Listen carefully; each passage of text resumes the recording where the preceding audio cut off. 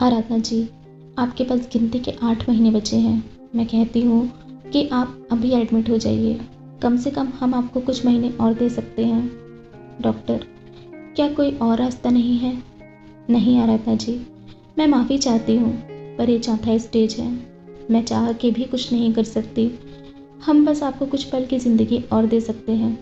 आराधना के हाथों में उन्होंने उसकी वो फाइल पकड़ा दी। आराधना की आंखों से आंसू किसी सुनामी की भांति बह रहे थे। घर पहुंची तो उसकी माँ शारदा जी सोफे पर बैठे उसका इंतजार कर रही थी। बेटा, क्या हुआ? सब ठीक है ना? तू रो क्यों रही है? माँ, मेरी रिपोर्ट आ गई है। मेरे पास अब बस 7-8 महीने ही बचे हैं। मैं अब जिंदा। शारदा जी ने उसके होठों पर अपना हाथ रख दिया। नहीं बेटा, नहीं, तुझे कुछ नहीं होगा बेटा। हम शहर के अच्छे से अच्छे डॉक्टर के पास इलाज कराएंगे, तू चिंता मत कर। और उन्होंने आराधना को गले लगा लिया। माँ, मुझे सज़ा मिल रही है। जो गलती की है मैंने, आपका और पापा का जो दिल तोड़ा है ना, ये उसका नतीजा है। नहीं आराधना, बच्चों से माता पिता कब तक नाराज़ रह सकते हैं? न मैं नाराज़ हूँ, ना ही तेरे पापा होंगे। लेकिन आराधना जानती थी ये वो गलती या पाप था जिसे माँ बाप भले माफ़ कर दें, लेकिन भगवान शायद नहीं करता। आराधना अपने कमरे में चली गई। दीवार पर उसकी बेटी आश्वी की फ़ोटो लगी थी। अभी पिछले महीने ही तो 4 साल की हुई थी वो। अचानक ही आश्वी पीछे से आकर उसके पैरों से मम्मा कहते हुए लिपट गई। आराधना ने जल्दी से अपने आंसू पोंछे और उसके सामने नॉर्मल बनी रही।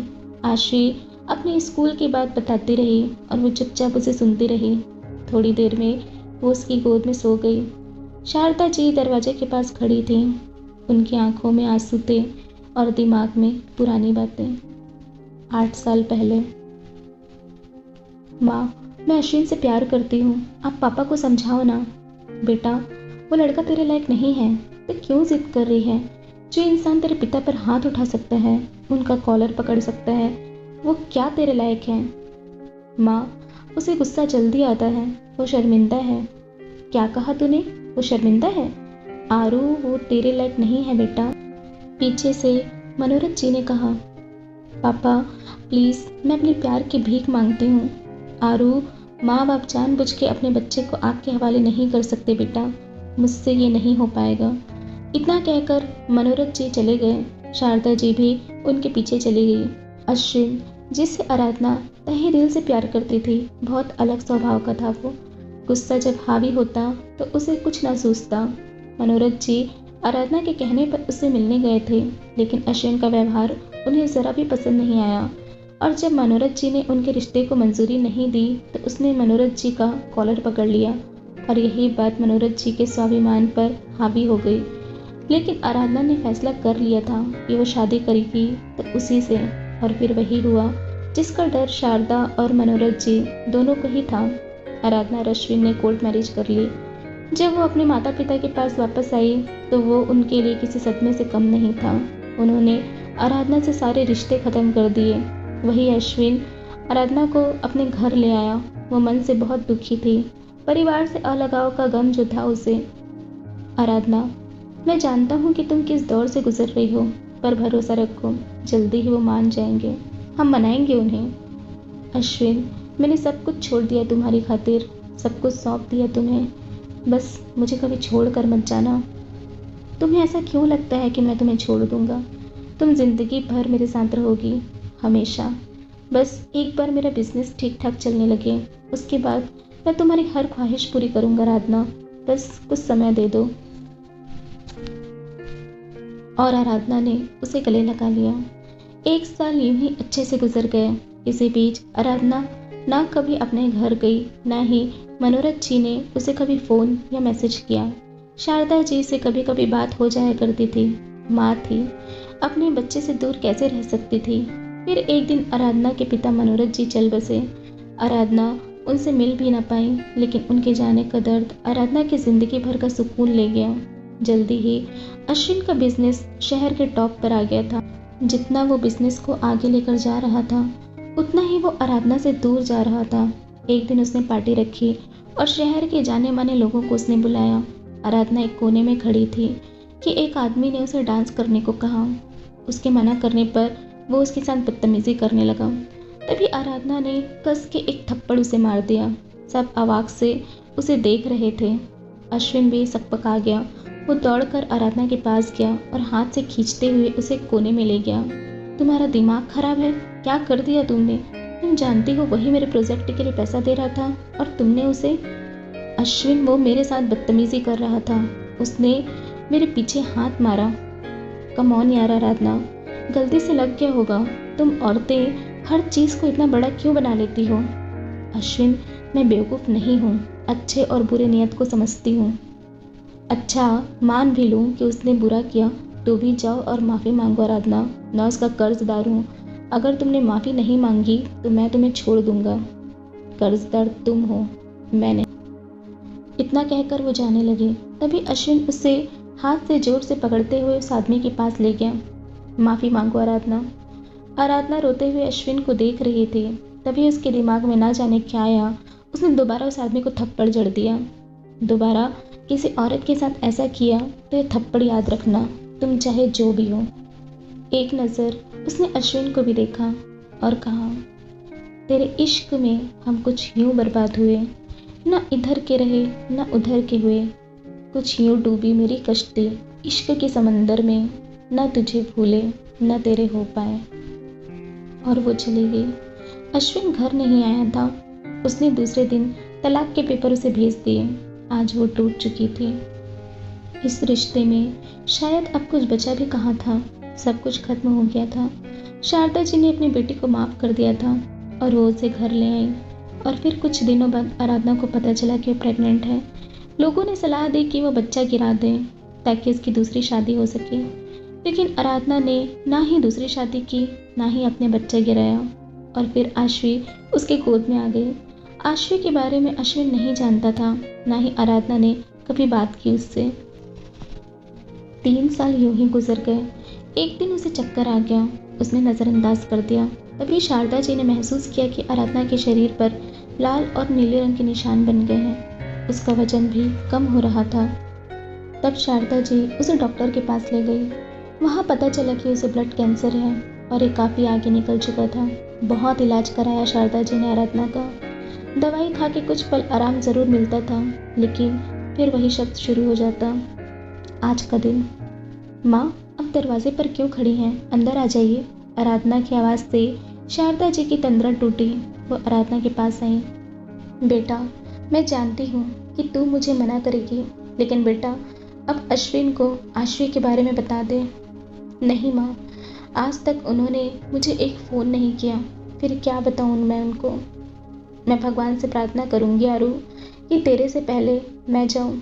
और आराधना ने उनके होंठों पर अपने हाथ रख दिए। नहीं माँ, ऐसा मत कहिए, यही मेरे कर्मों की सज़ा है माँ। और वो शारदा जी के गले लग गई। नहीं आरू, माँ बाप अपने बच्चे की हर गलती माफ़ कर देते हैं। और फिर तूने प्यार किया था बेटा, ये कोई गुनाह नहीं है। माँ, मेरे जाने के बाद आश्वी का ख्याल रखना। उसे बताना कि उसकी माँ उसे बहुत प्यार करती थी। शारदा जी और आराधना रो रहे थे। रात यूं ही रोते रोते गुजर गई। जब आँख खुली उसकी तो वो शारदा जी की गोद में सोई हुई थी। उसने उठकर अपनी माँ को प्यार से देखा और मन ही मन उनसे माफ़ी मांगी। दूसरी तरफ अपनी बेटी को देखा तो उसकी आंखें भर आई। वो आईने के सामने जाकर खड़ी हो गई। उसने अपने आंसू पोंछे और खुद से कहा, अब और नहीं, बिल्कुल भी नहीं रोऊंगी मैं। मेरी ज़िंदगी में जितने भी पल बचे हैं अब मैं उन्हें जीऊँगी, खुशी के साथ, अपनों के साथ। और एक मुस्कान के साथ उसने आश्वी को जगाया, उसे तैयार कर स्कूल भेजा। शारदा जी के लिए चाय बना के लाई। माँ उठिए, देखिए सूरज निकल गया है और आप अभी तक सो रहे हैं। आश्वी तो स्कूल भी चली गई। आराधना, तू आराम कर बेटा, तू क्यों कर रही है ये सब? माँ, मैं ठीक हूँ, जाना तो है ही, क्यों ना खुशी से जाऊँ। शारदा जी उसकी आंखें पड़ सकती थी। धीरे धीरे समय गुजर रहा था। आराधना की ज़िंदगी से दिन भी कम हो रहे थे। वो अब और कमज़ोर हो गई थी। दोनों माँ बेटी भले ही एक दूसरे के सामने मजबूत होने का दावा करते, लेकिन अकेले में दोनों ही फूट फूट कर रोते थे। अब हाल ऐसा हो गया था कि आराधना व्हील चेयर पर आ गई थी। एक शाम शारदा जी उसे मंदिर ले गई। आशी भी साथ थी। आशी खेलते खेलते किसी से टकरा गई। उसके हाथ में जो चॉकलेट थी वो उस आदमी के पैंट पर लग गई। डर कर आशी अपनी नानी से चिपक गई। आराधना ने जब उसे देखा तो वो और कोई नहीं अश्विन था। दोनों ही एक दूसरे को देखकर चौंक गए थे। व्हील चेयर पर बैठी आराधना को देख अश्विन उसके पैर के पास बैठ गया। आराधना, कहाँ चली गई थी तुम? मैंने कितना ढूंढा तुम्हें, हर जगह खोजता रहा। तुम्हें क्या हुआ? तुम व्हील चेयर पर? माँ, घर चलिए, देर हो रही है। नहीं आरू, मत जाओ। आज तुम दोनों अपने दिल की बात कह लो। मैं आश्री को लेके बाहर बैठी हूँ। शारदा जी आश्री को लेके बाहर चली गई। क्यों आए हो यहाँ अश्विन? क्या चाहिए तुम्हें? चले जाओ यहाँ से, यहाँ तुम्हारा कोई नहीं है। ऐसा मत कहो आराधना, मैं अंधा हो चुका था, मुझे कुछ दिखाई नहीं दिया। तुम जब चली गई उसके बाद एहसास हुआ कि मैंने क्या खो दिया है। मैं कभी खुद को माफ़ नहीं कर पाया। मैं तुम्हें अब खोना नहीं चाहता। अब चाहे जो हो जाए तुम्हें अपने घर आना होगा। बहुत देर कर दी अश्विन तुमने, अब बहुत वक्त गुजर चुका है। नहीं आराधना, मैं वादा करता हूँ सब पहले की तरह कर दूंगा। मैं तुम्हें इतना प्यार दूंगा जो तुम्हारे हर जख्म को मिटा देगा। बस मैं ये जानना चाहता हूँ कि तुमको क्या हुआ है, तुम इतनी कमज़ोर क्यों हो गई हो? मुझे जाने दो अश्विन। तभी आश्री मम्मी कहते हुए आराधना से लिपट गई। मम्मी, घर चले? हाँ बेटा, चलो। आराधना, क्या ये मेरी? हाँ, ये तुम्हारी बेटी है। इतना कह के वो चली गई। ठंड का समय था, दिन जल्दी ढल गया था। अश्विन भी उनके घर आ गया था। दरवाजे पर दस्तक हुई। शारदा जी ने दरवाज़ा खोला। माँ, मैं बहुत शर्मिंदा हूँ अपने किए पर, मुझे माफ़ कर दीजिए। आराधना को क्या हुआ है माँ? उसे ब्लड कैंसर है अश्विन, आखिरी स्टेज पर। मुश्किल से 1 या ज़्यादा से ज़्यादा 2 महीने हैं उसके पास। अश्विन लड़खड़ाते हुए वहीं बैठ गया। वो ज़ोर ज़ोर से चिल्ला के रोने लगा। शारदा जी ने उसे गले लगा लिया। तुमने जो भी गलत किया है अश्विन, उसे अब सही कर दो। मेरी बेटी को वो खुशी दे दो जो उसे शादी के बाद नहीं मिली। वो लड़खड़ाते हुए वहाँ गया जहाँ आराधना थी और वो उसके पैरों पर गिर गया। आराधना, मुझे माफ़ कर दो। अगर तुम नहीं करोगी तो मैं जी ना पाऊँगा। मैं बुरे वक्त में साथ नहीं था तुम्हारे, अब मैं तुम्हारे साथ हर पल जीना चाहता हूँ। इतनी देर क्यों कर दी तुमने अश्विन? मैं तुम्हें माफ़ करती हूँ। आराधना ने अश्विन को माफ़ कर दिया था। जाते जाते अब वो किसी से नफरत या गुस्सा करके नहीं जाना चाहती थी। अश्विन अब एक एक पल उसके पास होता था। उसके कमरे को उसने बहुत खूबसूरती से सजाया था, जहाँ सिर्फ उसकी तस्वीर लगी थी। हर चीज़ उसकी पसंद की थी। आराधना बहुत खुश थी उस दिन। उसने अश्विन का हाथ पकड़ के कहा, चल मेरे साथ, दूर तक चलते हैं। बहुत सा वक्त गुजर गया तेरे बगैर, चल अब इस पल को साथ में जीते हैं। अश्विन, एक वादा करो, हमारी बेटी का अच्छे से ध्यान रखोगे। उसे कभी मेरी कमी महसूस मत होने देना। वादा करो मुझसे। वादा करता हूँ, लेकिन प्लीज़ ऐसा मत कहो, जाने की बात मत करो। डर नहीं मुझे किसी अंजाम का, मैं रहूँ या ना रहूँ, मोहब्बत बेहिसाब रहेगी। और अब आराधना की हालत और कमज़ोर हो रही थी। उसे एडमिट कराया गया, लेकिन अब कुछ नहीं हो सकता था। अश्विन आराधना का हाथ पकड़ के बैठा था। वो सिसक रहा था। अश्विन, आश्री और माँ दोनों को तुम्हारे हवाले करके जा रही हूँ, उनका ध्यान रखना। आराधना, मत जाओ, प्लीज़ मत जाओ, सबको तुम्हारी ज़रूरत है। मैं कहीं नहीं जा रही अश्विन, मैं तो हमेशा तुम्हारे साथ हूँ इस डायरी के रूप में। आराधना ने अश्विन को वही डायरी दी जो हमेशा उसके पास रहती थी, जिसमें वो कविता लिखती थी, जिसे उसने सबसे छुपा के रखा था।